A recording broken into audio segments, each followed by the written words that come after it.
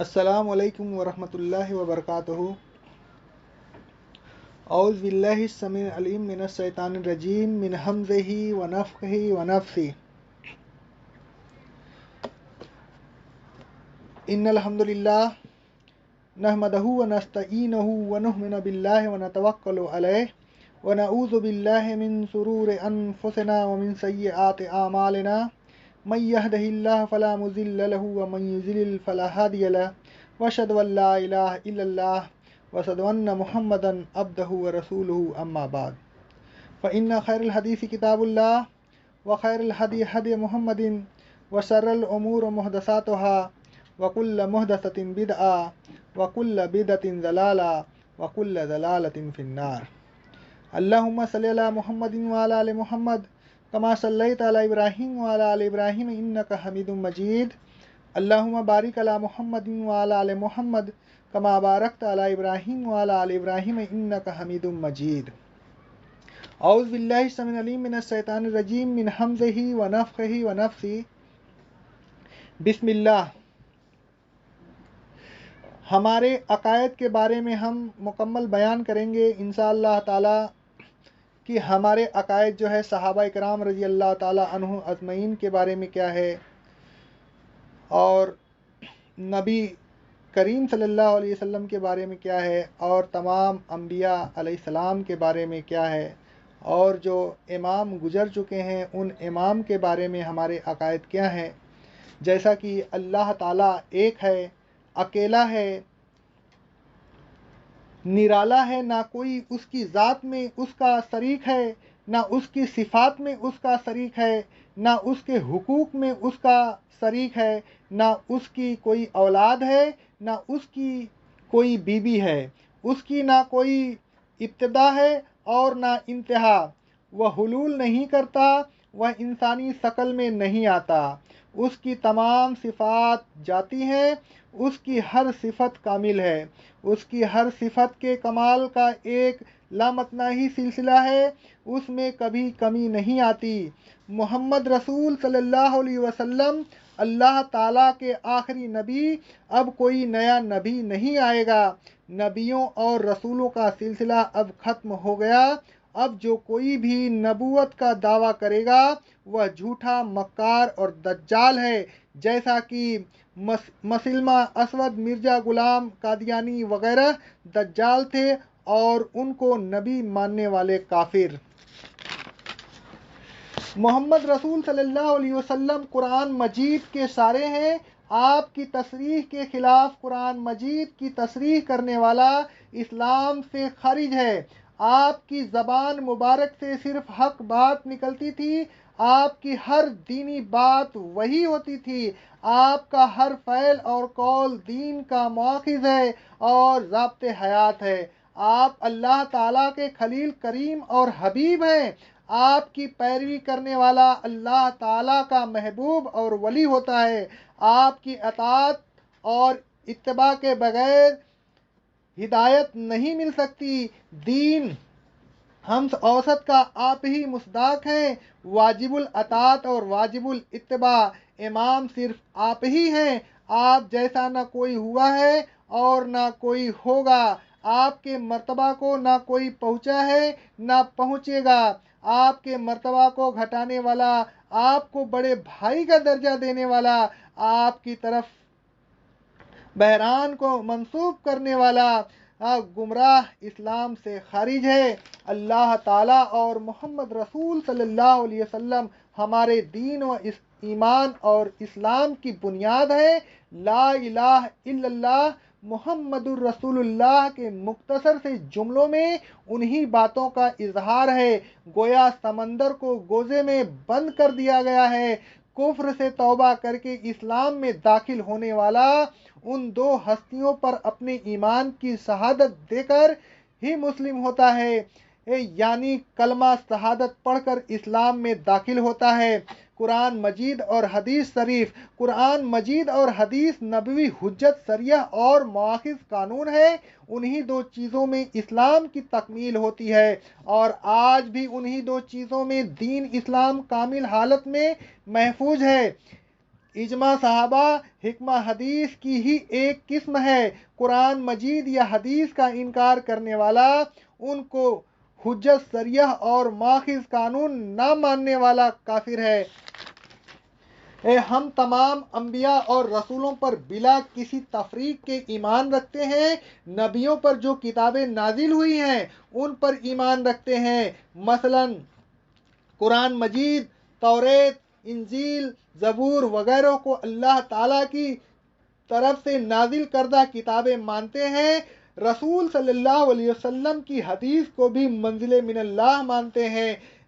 عیسیٰ علیہ السلام کو آسمان پر زندہ اٹھا لیا گیا تھا اور اب وہ پھر قیامت کے قریب نازل ہوں گے اور دین اسلام کے قیام کے سلسلے میں بھرپور کوشش کریں گے، تمام ادیان باطل کا استحصال کریں گے۔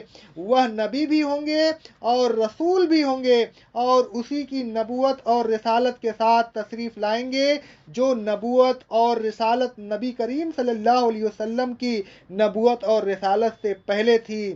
صحابہ کرام کے بارے میں سن لیجئے۔ صحابہ کرام رضی اللہ تعالیٰ عنہ اجمعین بہترین قسم کے مومن و مسلم تھے۔ ہم ان میں سے کسی کے متعلق بدگمانی نہیں کرتے۔ وہ سب حق پر تھے۔ وہ سب آپس میں ایک دوسرے کے ساتھ بڑے رحیم تھے۔ وہ آپس میں نہ لڑتے تھے اور نہ لڑے۔ بعض کتب تاریخ میں جو افسانے ان کی طرف منسوب ہیں اور جن سے ان کی شان صحابیت مجروح ہوتی ہے، ہم ان تاریخی افسانوں کو جھوٹ سمجھتے ہیں۔ فضیلت اور مرتبہ کے لحاظ سے ان میں سرفرست ابتدائی چاروں خلیفہ ہیں۔ اولیاء کرام کے بارے میں اللہ رب العالمین کا ارشاد ربانی ہے۔ سورہ یونس کی آیت نمبر 62 اور 63 میں اللہ تعالیٰ کا ارشاد ہے، خبردار اللہ کے ولیوں کو نہ کوئی خوف ہوگا اور نہ کوئی غم، یعنی جو لوگ ایمان لائے اور متقی رہے۔ رسول اللہ صلی اللہ علیہ وسلم نے فرمایا کہ اللہ تعالیٰ فرماتا ہے، جو شخص میرے ولی سے دشمنی رکھے تو میرا اس سے اعلان جنگ ہے، لہذا میرا عقیدہ ہے کہ تمام اولیاء اللہ واجب الاحترام ہیں۔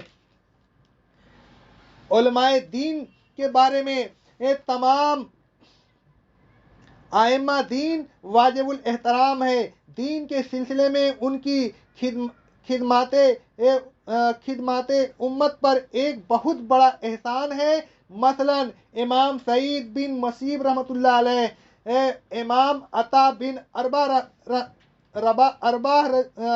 ابی اربا رحمۃ اللہ علیہ، امام حسن بصری رحمۃ اللہ علیہ، امام سفیان بن عینہ رحمۃ اللہ علیہ، امام سفیان بن سوری رحمۃ اللہ علیہ، امام زہری رحمۃ اللہ علیہ، امام عبداللہ بن مبارک رحمۃ اللہ علیہ، امام ابو حنیفہ رحمۃ اللہ علیہ، امام مالک رحمۃ اللہ علیہ، امام شافعی رحمۃ اللہ علیہ، امام احمد بن حنبل رحمۃ اللہ علیہ، امام بخاری رحمۃ اللہ علیہ، امام مسلم رحمۃ اللہ علیہ، امام ابو داؤد رحمۃ اللہ علیہ، امام نسائی رحمۃ اللہ علیہ، امام ترمذی رحمۃ اللہ علیہ، امام ابن ماجہ رحمۃ اللہ علیہ وغیرہ وغیرہ۔ امام احمد بن حنبل کو ہم شرک سے مبرہ اور بڑا پکا موحد مسلم سمجھتے ہیں۔ ہم تو کسی امام کو مدلس بھی نہیں مانتے، اس لیے کہ مدلس حدیث کے عیب کو چھپا کر گڑھی ہوئی حدیث کو صحیح حدیث باور کراتا ہے اور اس طرح اسلام میں وہ چیزیں داخل کرتا ہے جو اسلام میں نہیں ہوتی۔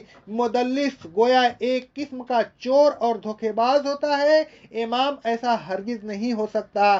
فرقہ بندی کے معاملے میں سن لیجئے، ہم فرقہ بندی کو حرام سمجھتے ہیں، اس لیے کہ اللہ تعالیٰ نے قرآن مجید میں فرقہ بندی کی ممانعت کی ہے اور ایک جماعت بن کر رہنے کی ہدایت کی ہے۔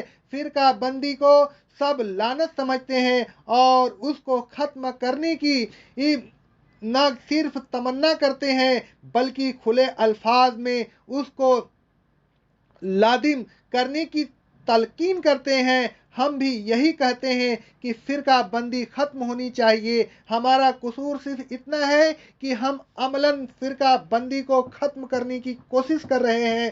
ہم کسی کو کافر نہیں کہتے، ہم تو بس صرف اتنا کہتے ہیں کہ جو کچھ ان کے پاس ہے وہ حق نہیں ہے۔ حق تو بس قرآن مجید اور حدیث شریف ہی میں ہے۔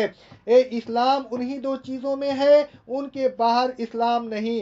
ہمارے دین کے متعلق کیا ہمارا خیال ہے؟ ہمارا دین صرف اسلام ہے۔ ہمارا نام اللہ تعالیٰ مسلم رکھا تھا، ہم صرف اسی نام سے اپنے کو موسوم کرتے ہیں، خود ساختہ نام رکھ کر الزما سے علیحدہ ہونا نہیں چاہتے ہیں۔ ہم پر اتہام لگانے والوں سے گزارش ہے کہ ہم کو قریب سے آ کر دیکھیں اور بتائیں کہ ہمارا کون سا عمل اسلام یعنی قرآن مجید یا حدیث کے خلاف ہے۔